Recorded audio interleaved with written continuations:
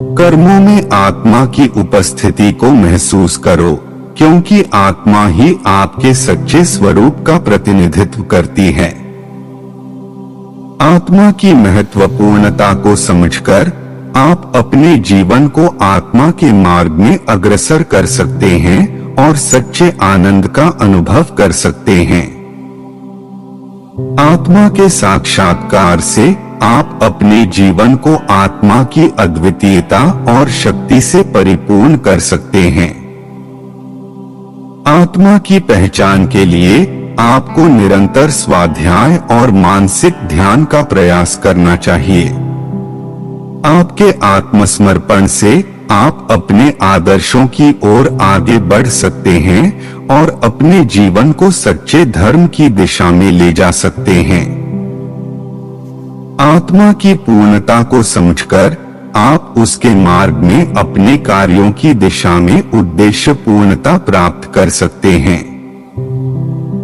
आपके आत्मा की उच्चता को जानकर आप उसके मार्ग में अपने जीवन को आदर्श और सच्चे मूल्यों की दिशा में अग्रसर कर सकते हैं।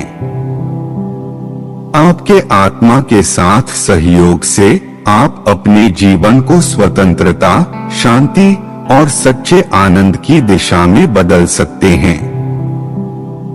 आत्मा की प्रेम और समर्पण के माध्यम से आप अपने जीवन को सच्चे प्रेम और सच्चे धर्म की दिशा में अग्रसर कर सकते हैं।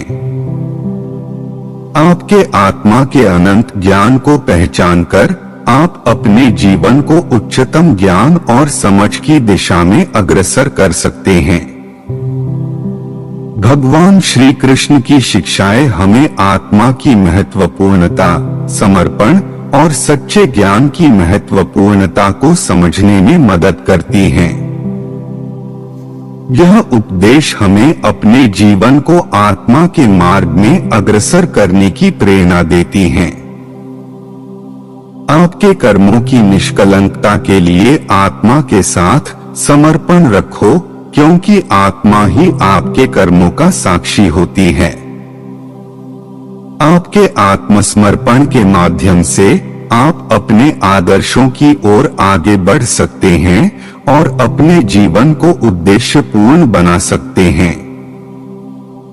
आपके आत्म साक्षात्कार से आप अपने जीवन को सच्चे स्वरूप की पहचान कर सकते हैं और उसके मार्ग में अग्रसर हो सकते हैं।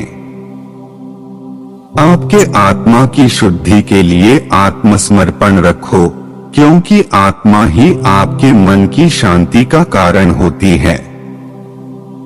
आत्मा की पहचान के लिए आपको निरंतर आत्म साक्षात्कार का पालन करना चाहिए और उसके मार्ग में अग्रसर रहना चाहिए। आत्मा की उच्चता को समझकर आप अपने जीवन को सच्चे उद्देश्य और मार्ग की दिशा में बदल सकते हैं।